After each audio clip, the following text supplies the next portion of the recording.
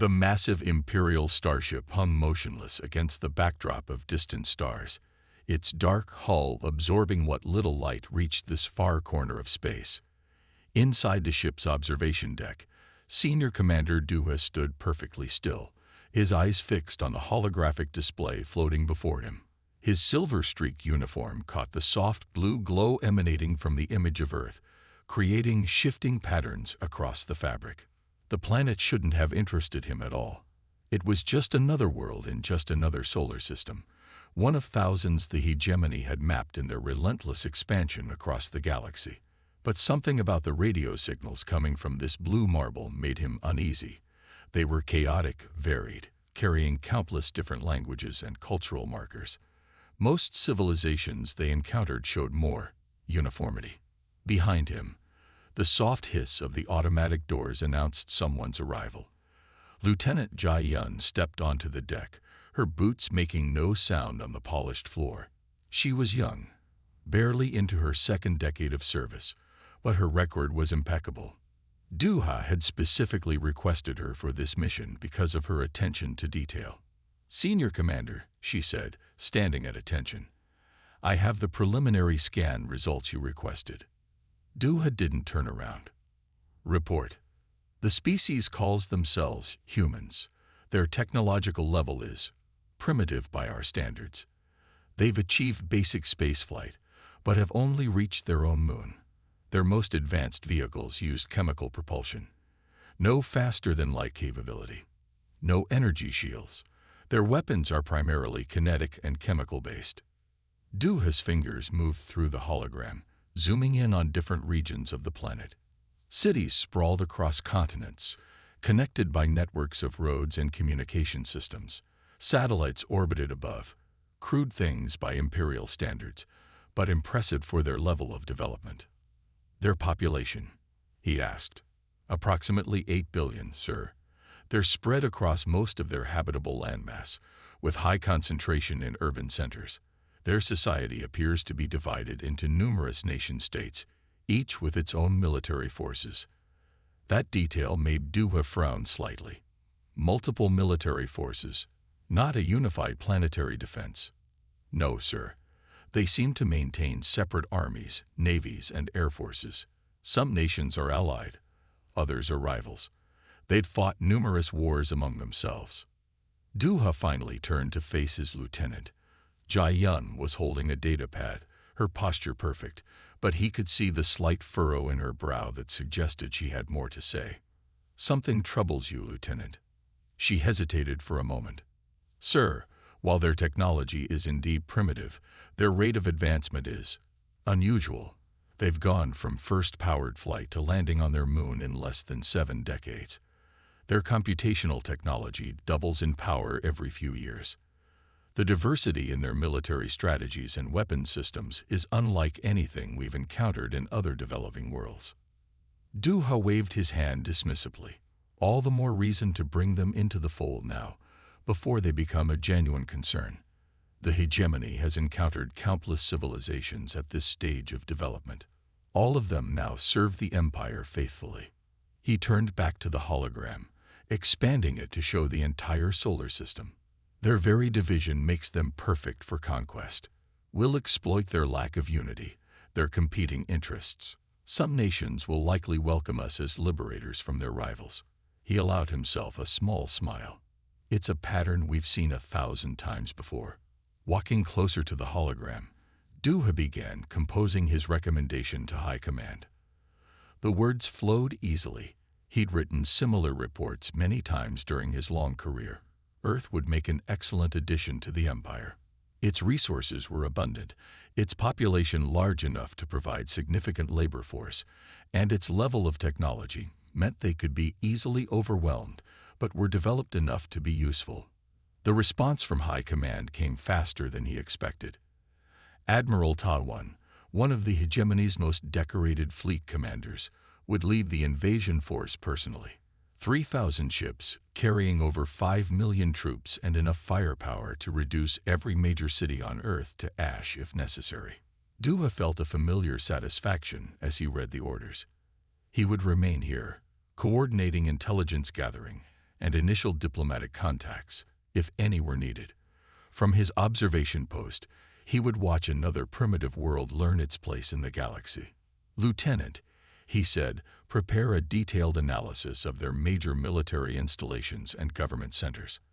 I want primary targets identified within the next 12 hours. "Yes, sir," Jai-Yun replied, but she paused before leaving.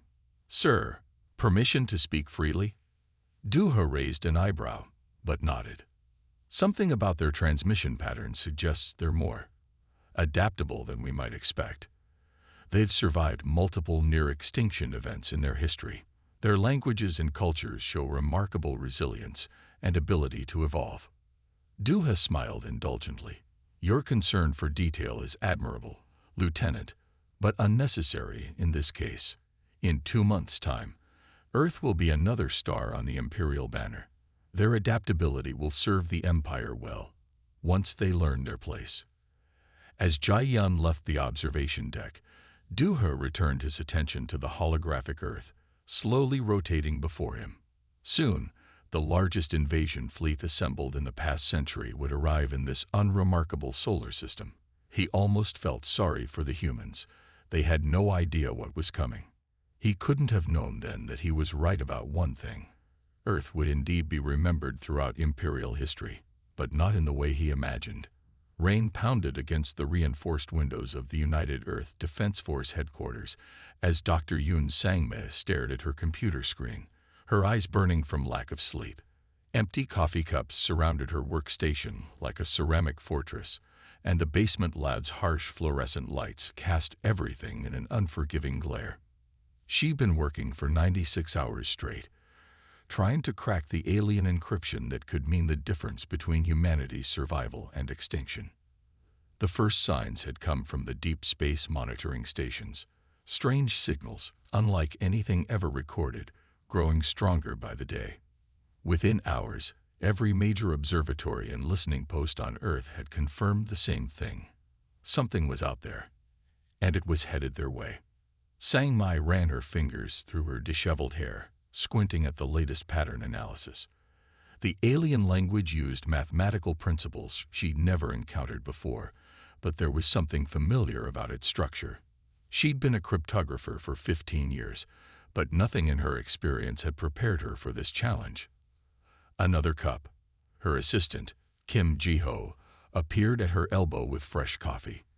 Dark circles under his eyes matched her own.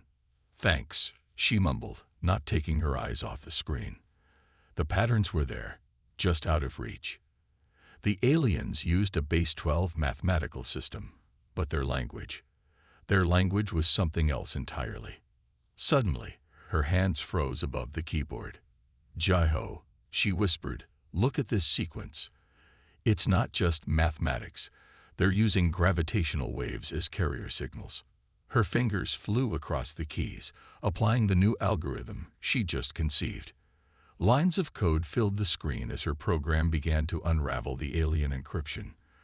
Around her, other scientists noticed her intensity and began gathering, drawn by the sudden energy in her movements.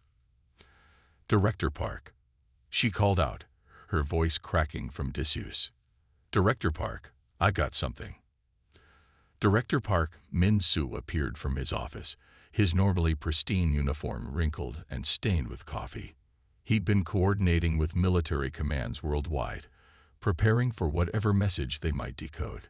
"Show me," he ordered, leaning over her shoulder. The first decoded message appeared on the screen, and the room fell silent. The translation was rough, but the meaning was unmistakable. Earth assessment complete. Invasion fleet dispatched. Estimated arrival. 60 planetary rotations. Resistance is futile. "There's more," Sangmei said, her voice steady despite the trembling in her hands. "Technical specifications, fleet numbers, weapons capabilities." She scrolled through the data, each new detail more terrifying than the last. "They're sending 3,000 ships. Over 5 million troops. Their weapons. Director, their weapons could reduce our cities to ash." Park straightened up, his face grim. "How certain are you of this translation?" "The mathematical principles are solid. The language patterns are consistent. This is real, sir. We have 2 months before they arrive. The director pulled out his phone, dialing a number they all knew would connect him directly to the Joint Chiefs of Staff. General Ko. We have confirmation. Yes, I'm certain. Dr. Yoon has broken their encryption. He paused, listening. Yes, sir. I understand. We'll begin full analysis immediately. Over the next hours, the basement lab transformed into the heart of Earth's intelligence operation.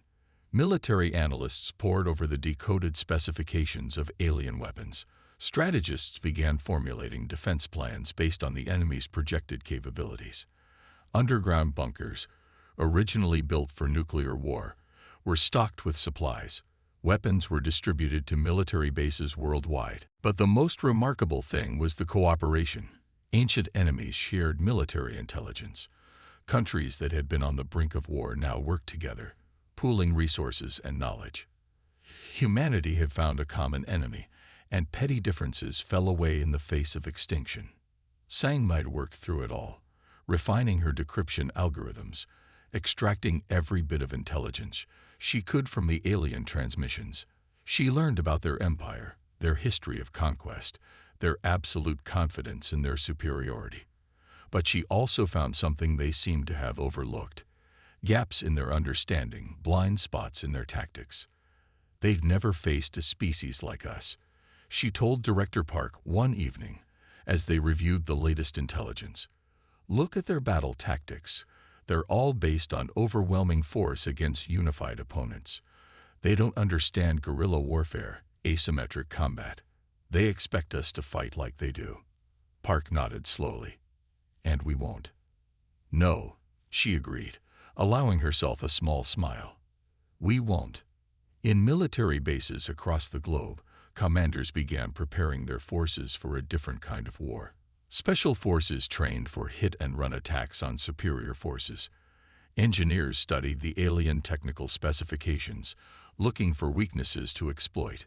Scientists worked around the clock to adapt Earth's weapons to face this new threat. As the days passed, Sangmai discovered more about their enemies. The aliens who called themselves the hegemony had conquered countless worlds, but always followed the same pattern. They expected submission or unified resistance. They had no concept of the chaos and adaptability that defined human warfare.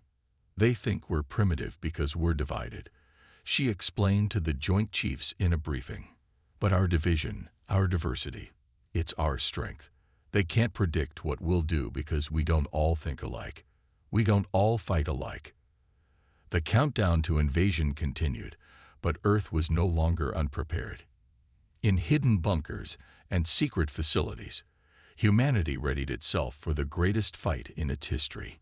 The aliens were coming with their superior technology and overwhelming numbers, confident in their victory.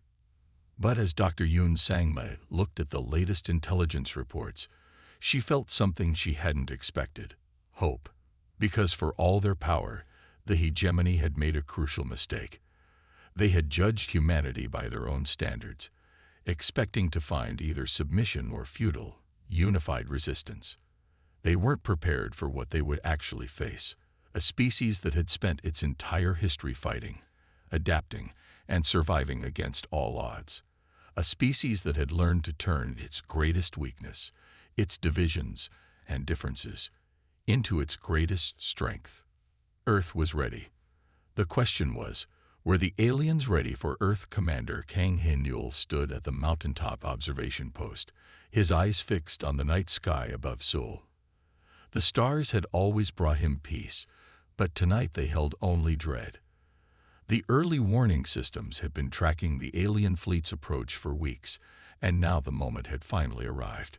The first sign was a ripple in the air, like heat waves rising from hot pavement. Then, one by one, massive shapes began to appear against the starlit backdrop.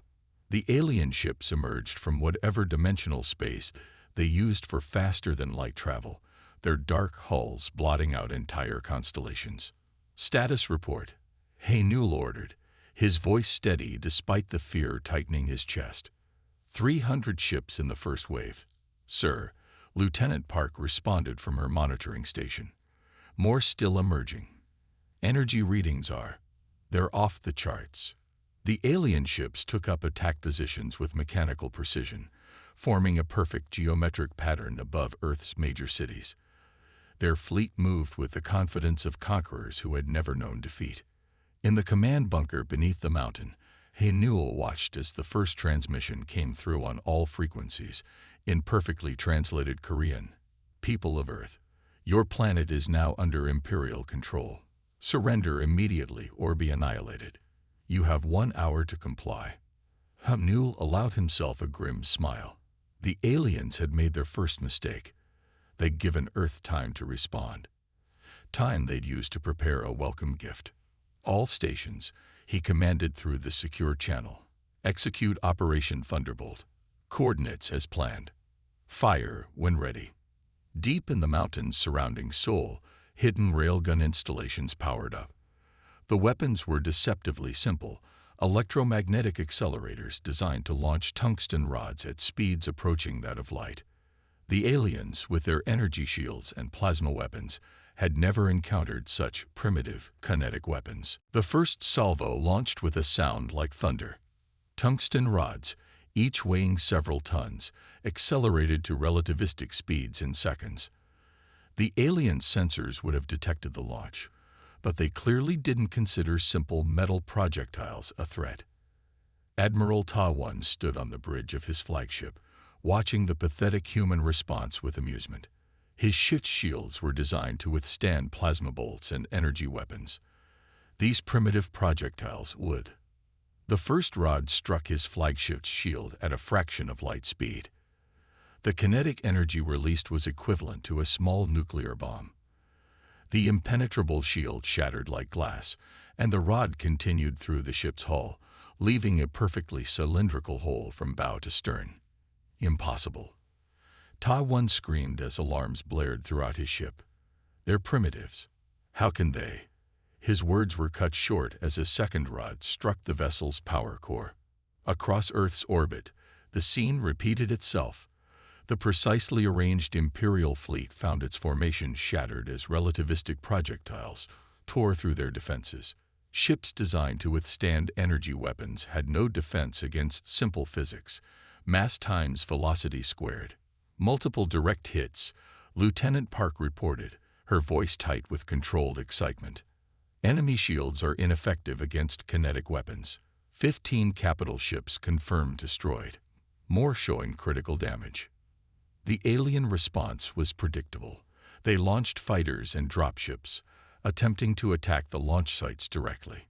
But Earth had prepared for this too. Hidden anti-aircraft batteries opened up, filling the sky with a wall of lead and explosives. The alien craft, designed for space combat, found themselves outmaneuvered by human pilots who had trained their entire lives to fight in atmosphere. "Sir," Park called out. Incoming transmission from the enemy flagship. The alien commander's face appeared on the main screen, his alien features contorted with rage and disbelief. "This is impossible. Your weapons are primitive. Your technology is centuries behind ours." Newell stepped forward, facing the alien commander. "You made a critical error, Admiral. You judged us by your standards. You expected energy weapons, shields, traditional space combat. But humans have been killing each other since we first picked up rocks. We know that sometimes the simplest solution is the most effective." More railgun shots streaked across the sky, each one finding its mark with devastating accuracy. The alien fleet's perfect formation had dissolved into chaos. Ships collided in their panic to escape, while others fired blindly at the surface, their advanced weapons largely absorbed by the atmosphere. "All stations report ready for second salvo," Park announced. "Mountain Team 2 has multiple target solutions." Newell nodded. "Fire at will. Let's show them what primitives can do." The night sky lit up again as more tungsten rods accelerated to relativistic speeds. The aliens had never expected this level of resistance. Their tactical doctrine, perfected over centuries of conquest, had no answer for simple kinetic weapons delivered with devastating precision. In orbit, Admiral Ta One watched in horror as his mighty fleet was torn apart by what he had dismissed as a primitive species. His ship's advanced sensors showed more projectiles launching from hidden sites across the planet. The humans had turned their entire world into a weapon, using their mountains and natural terrain to conceal their launch sites. As Hanuel watched the alien ships falling from the sky, he couldn't help but appreciate the irony. The hegemony had arrived expecting to find an easy conquest, a primitive world ready to be subjugated. Instead, they had found humanity, a species that had spent its entire existence fighting, adapting, and overcoming superior forces. The first battle for Earth was far from over, but the message had been sent. Humanity would not go quietly into the night. The aliens would learn, as so many others had throughout human history, that technological superiority didn't always guarantee victory. Sometimes, the simplest weapons, wielded with determination and cunning, could bring down the mightiest enemy. Sparks flew as Professor Lee Soo-jin's laser cutter sliced through the alien hull material. The wreckage of the downed Imperial ship filled the vast underground chamber of the Kyoto Research Facility, its twisted metal still bearing the scorch marks from its violent descent through Earth's atmosphere. She paused to wipe sweat from her forehead, the protective mask hiding her triumphant smile. After 3 days of careful dissection, she'd finally reached the ship's central computer core. Behind her, a team of international scientists watched with barely contained excitement. "Recording begins," she spoke into her helmet mic. "Initial examination of vessel designate KR-217's primary computing system. Time is 300 hours. Her hands, steady despite her exhaustion, carefully extracted the crystalline structure that served as the alien ship's brain. "Professor Lee," one of her assistants called out from across the chamber. "The energy readings, they're still active." Soo-jin quickly placed the crystal in a containment field. The alien technology, even after catastrophic damage, retained some functionality. This was exactly what they'd been hoping for. General Kim Da-hyun entered the research chamber, his military uniform standing out among the hazmat suits. He'd flown in from Seoul as soon as he'd received Soo-jin's urgent message. "Professor, your message said you found something critical." Soo-jin gestured to the holographic displays surrounding her workstation. "General, what we've discovered is extraordinary. The aliens, they've skipped entire steps in technological evolution. Look at this." She pulled up comparative scans of the alien ship systems. Their technology is built entirely around energy manipulation. Plasma weapons, shield generators, quantum computers, but they have no understanding of basic kinetic principles.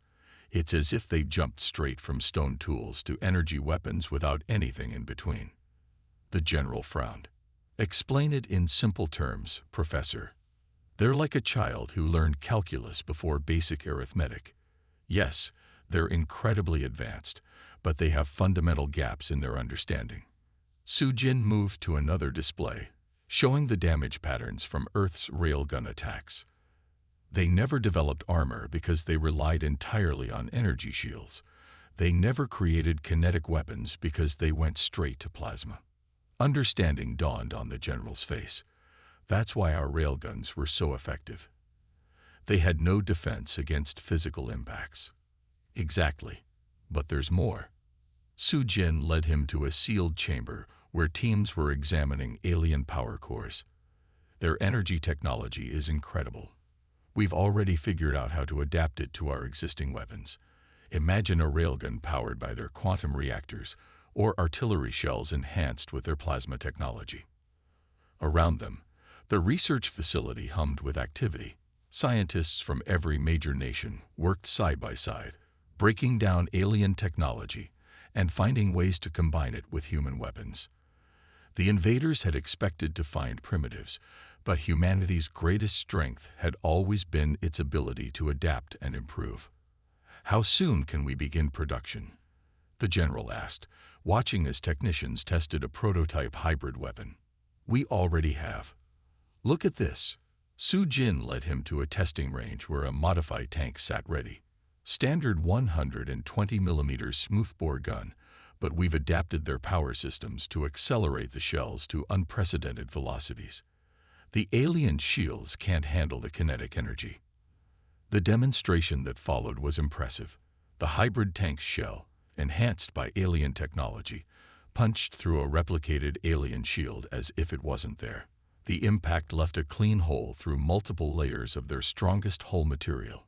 "We're not just copying their technology," Sujin explained as they watched the results. "We're combining it with ours in ways they never imagined. Every weapon we have, from rifles to missiles, can be enhanced with their systems." Reports were coming in from other research facilities worldwide. In America, they'd successfully merged alien power cells with existing fighter jets. Russian scientists had adapted their power systems to enhance submarine propulsion. Chinese researchers had found ways to use their communication technology to improve battlefield coordination. The aliens made a crucial mistake, Sujin told the general as they reviewed the global progress reports. They assumed that because we hadn't developed energy weapons, we couldn't understand their technology. But humans have always been good at taking others' ideas and improving them. The evidence of this adaptation was everywhere in the facility. Hybrid weapons were being tested, new defense systems were being developed, and every day brought new breakthroughs in combining human and alien technology. "There's something else," Sujin added, pulling up new data. "They're tactical computers. They're predictable. They rely on established patterns, proven strategies. They don't innovate in combat. But we do. We've already developed algorithms that can predict their movements based on their rigid tactical protocols." General Kim nodded slowly, understanding the implications. The aliens' technological superiority had been their greatest strength, but also their greatest weakness. They'd become so reliant on their advanced systems that they'd forgotten the basics of warfare. "How long before we can begin full-scale production of these hybrid weapons?" he asked. "We're already there. Factories around the world are being converted as we speak. Within weeks, we'll have enough enhanced weapons to arm our major forces. The aliens won't know what hit them." As if to emphasize her point, another test firing boomed from the range. This time, it was a hybrid missile system, combining conventional explosives with alien plasma technology. The result was devastating. Sujin turned to the general, her eyes bright with determination. "They thought we were primitives because we hadn't developed energy weapons. They never considered that we might take their technology and improve it in ways they never imagined." The aliens had come expecting to find an easy conquest. Instead, they found a species that had spent its entire history adapting, improving, and finding new ways to fight. And now, with access to their technology, humanity was about to show them exactly how dangerous primitives could be. The roar of hybrid engines filled the sky as Captain Choi Ee-jin's fighter cut through the clouds. Her squadron's aircraft were beautiful monsters, Earth's best fighters enhanced with salvaged alien technology. The sleek metal gleamed in the sunlight, their conventional hulls now housing impossibly powerful alien power cores. "Thunder Squadron, form up," she commanded, watching her radar as 5 other hybrid fighters fell into position. Below them, the remains of an Imperial capital ship burned in the Pacific Ocean, its mighty hull split in 2 by their latest attack run. "Command, this is Thunder Lead. Third target eliminated. Moving to coordinates for the next strike." Her voice was calm despite the adrenaline pumping through her veins. They'd been hitting Imperial ships all morning, using tactics that left the alien commanders baffled. The aliens still hadn't adapted to Earth's way of fighting. They expected head-on engagements, fleet battles with ships lined up in perfect formation. Instead, they got lightning raids from fighters that appeared from nowhere, struck with devastating force, and vanished before their targeting computers could lock on. "Thunder Lead, be advised." Command crackled in her ear. "Large enemy formation approaching from Vector 309er. Looks like they're finally learning. They've spread out their ships this time." Yi-jin smiled behind her oxygen mask. "Copy that, Command. Time to show them our new tricks." She switched to squadron frequency. "Thunder Squadron, remember the drill. Pattern Delta 7. Let's make them chase us. Her fighter banked hard, leading her squadron into a complex series of maneuvers they'd practiced countless times. The hybrid engines, combining jet turbines with alien power systems, allowed them to pull turns that would have torn conventional aircraft apart. The Imperial ships followed, just as expected. Their rigid tactical programming couldn't resist pursuing what appeared to be fleeing prey. But Yi Jin's squadron wasn't fleeing. They were leading the aliens into a trap. Below, Colonel Ryu Junho watched the battle unfolding through his enhanced binoculars. His ground forces were hidden in the dense jungle, waiting. The aliens had never learned to look down. They were too focused on the aerial battle above. All units maintain position, he ordered quietly into his radio. Wait for the signal. The alien ships drew closer, their energy weapons lighting up the sky as they tried to hit the nimble Earth fighters. But Yi Jin's squadron had studied their targeting patterns.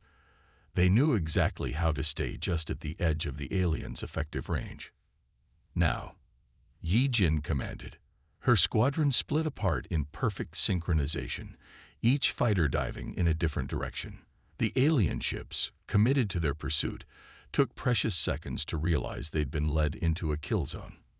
From the jungle below, camouflaged missile batteries opened up. The weapons were Earth-made but enhanced with alien technology, conventional warheads powered by stolen Imperial energy cores.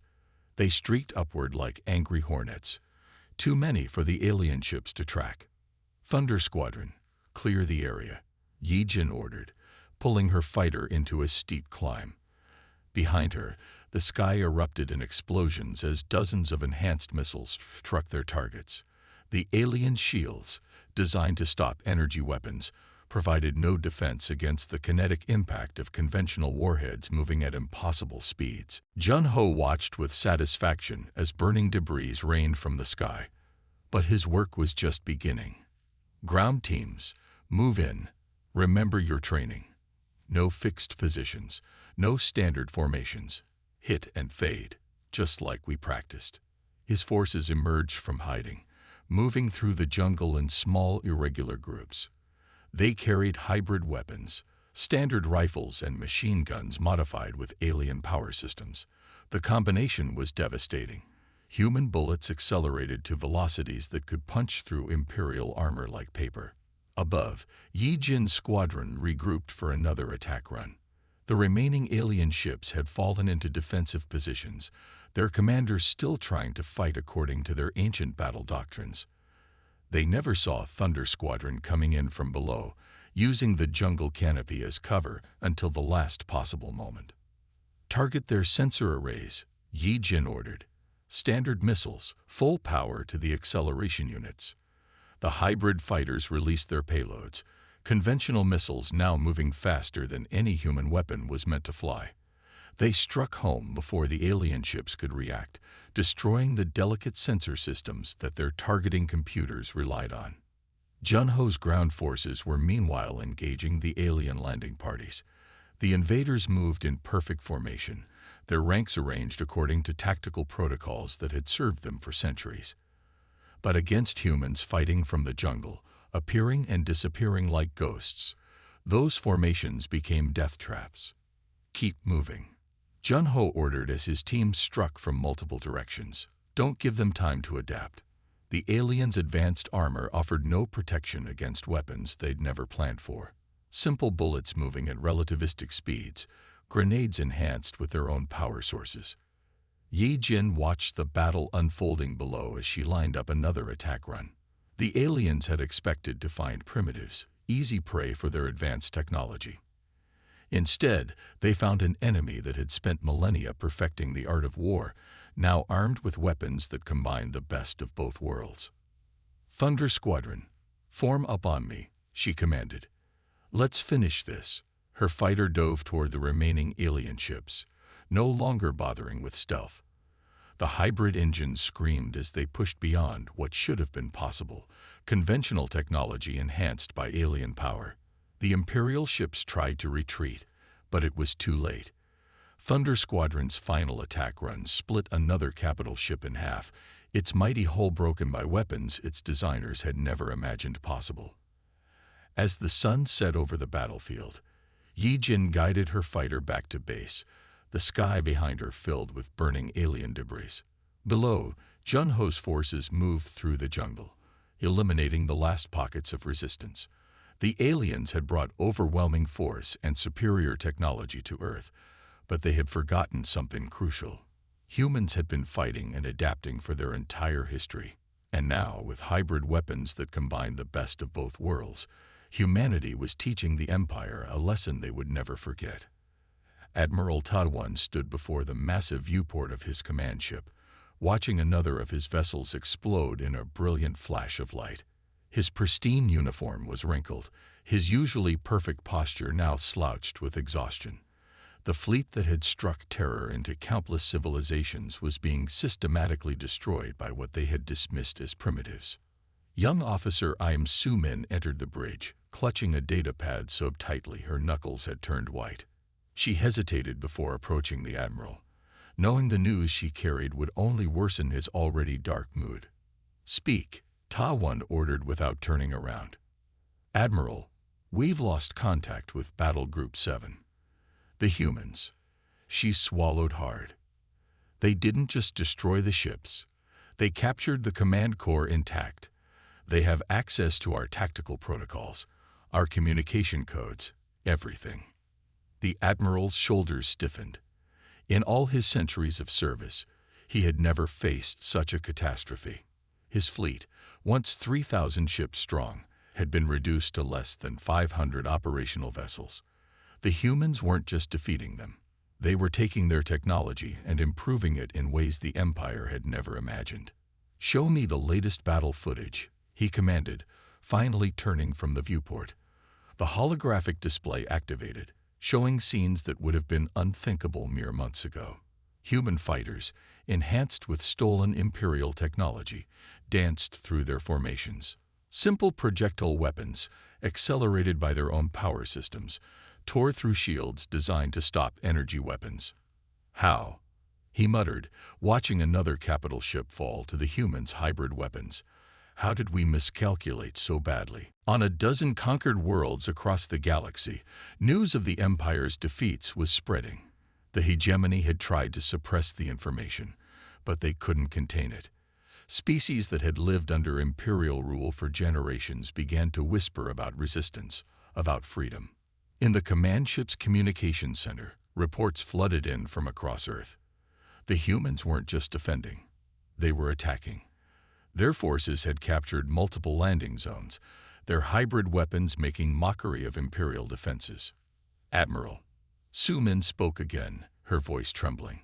"High Command is demanding an update. They want to know how primitives are defeating our most advanced fleet." Taiwan laughed bitterly. "Primitives? Is that what we still call them?" He gestured to the battle footage. "Look at how they fight.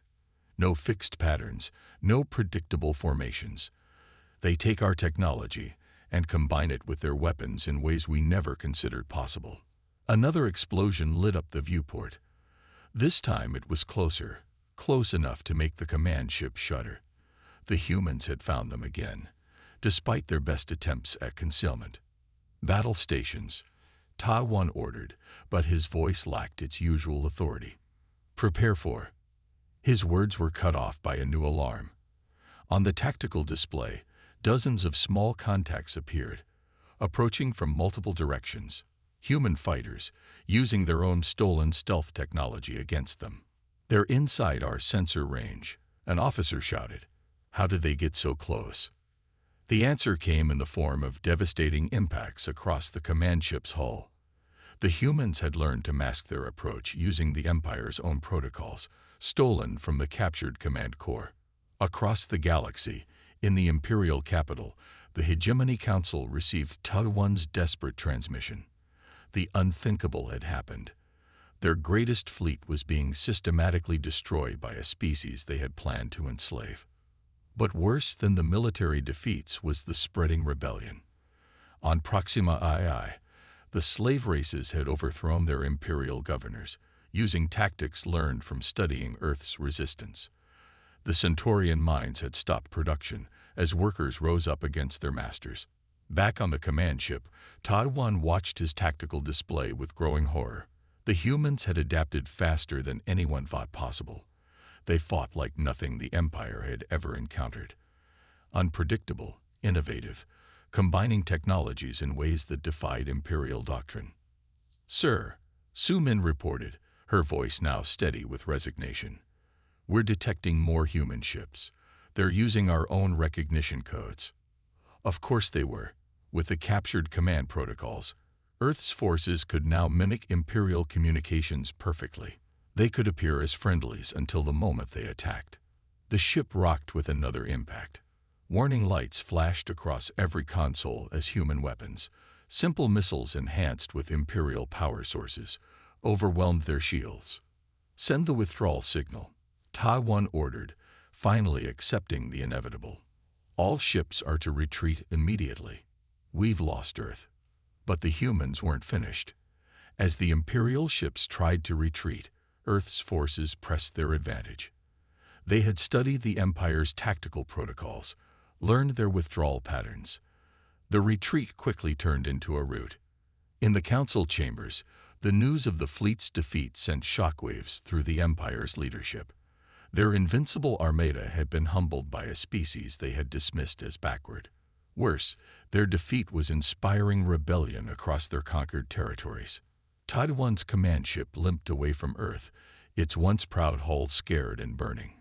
Behind him, the planet that had been meant to become another Imperial conquest stood free and unconquered. But they had left something far more dangerous than a free world. They had shown the galaxy that the Empire could be defeated.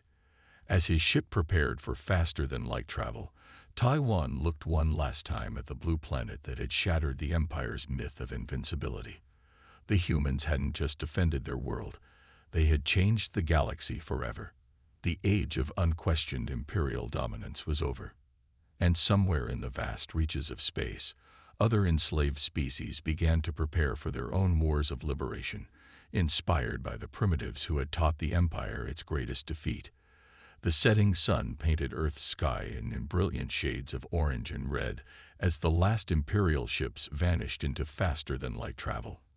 In command centers around the world, exhausted personnel watched their sensors as humanity's greatest threat retreated into the depths of space. Dr. Yoon Sang-mei stood in the Kyoto Research Facility's main control room, her tired eyes fixed on the massive display screen. The final tracking data showed the Imperial fleet in complete disarray, their once perfect formations scattered across space. "They're really gone," she whispered, allowing herself to smile for the first time in months. Around her, the international team of scientists and military personnel broke into spontaneous cheers and embraces. They had achieved what the Empire had thought impossible. They had driven off the greatest invasion fleet in galactic history. Director Park approached her, holding a tablet displaying the latest intelligence reports. His face showed both exhaustion and triumph. "The effects are spreading faster than we expected," he said, handing her the tablet. "The Empire's defeat here has sparked something they can't control." Sang-mei scrolled through the data, her eyes widening. Intercepted Imperial communications revealed widespread unrest throughout their territory. Species that had lived under Imperial rule for generations were rising up, inspired by Earth's successful resistance. "Look at this," she said, pointing to a particular report. "The Proximan slaves have already overthrown 3 Imperial governors. They're using our tactics, combining their native weapons with stolen Imperial technology." In the orbit above Earth, salvage teams were already at work, recovering damaged Imperial ships and technology. Each piece of wreckage represented new opportunities, new ways to combine human ingenuity with alien advancement. Commander Dupa, the Imperial officer who had first discovered Earth, stood before the Hegemony Council billions of light years away. His final report would change how the Empire viewed not just Earth, but all primitive species. "We made a fundamental error," he told the assembled council members, his voice heavy with realization. "We judged them by their technology level alone. We never considered their adaptability, their creativity, their sheer determination. Back on Earth, military leaders were already planning the next phase. Humanity would not be content to simply defend their world. They had a greater responsibility now. The hybrid weapons and ships they had developed would become tools of liberation. "We have a chance to make a real difference," Sang Mai explained to an international conference of leaders. "The Empire's subject species are looking to us now. We can help them win their own freedom." The first volunteer forces were already being assembled. Earth's armies, now equipped with weapons that combined the best of human and Imperial technology, prepared for a new kind of war, a war of liberation rather than conquest. In space, the first human ships modified with Imperial technology began testing their faster-than-light capabilities. Earth would no longer be bound to its solar system. The stars that had once seemed so distant were now within reach. "We're receiving more transmissions," an operator announced in the control room. "Ships from multiple subjugated species requesting assistance. They want to learn how we defeated the Empire." Director Park nodded thoughtfully. "Send them everything. Our tactics, our modifications, our hybrid weapons designs. The Empire's greatest mistake wasn't just attacking Earth. It was giving us the tools to help others fight back." Across the galaxy, the ripples of Earth's victory continued to spread. The Empire, which had ruled unchallenged for millennia, found itself fighting rebellion after rebellion. Each uprising used tactics learned from Earth's resistance, combining local knowledge with Imperial technology in ways the Empire had never anticipated. Sang Mai walked through the research facility, now filled with representatives from various alien species. Former slaves and rebels came to learn, to understand how a primitive world had achieved the impossible. Earth had become not just a symbol of resistance, but a teacher. In the Imperial capital, Duha finished his report with words that would be remembered for generations. "Earth taught us something we had forgotten in our technological advancement. They showed us that true strength lies not in the weapons you possess, but in the spirit with which you use them. They didn't just beat our technology. They beat our assumptions, our pride, our entire way of thinking." As night fell over Earth, Sang Mai stood at a window, looking up at the stars. They no longer seemed distant and threatening, but full of possibility. Humanity had faced its greatest challenge and emerged not just victorious, but transformed. The Empire had come to conquer a primitive world. Instead, they had awakened a force they couldn't control. Humanity's unlimited capacity to adapt, to improve, to fight for not just their own freedom, but the freedom of others. As ships launched from Earth's surface, carrying volunteers and hybrid technology to aid other rebellions, Sang Mai smiled. The Empire had wanted to make Earth another conquered world. Instead, they had made it something far more powerful, a beacon of hope for every species that dreamed of freedom.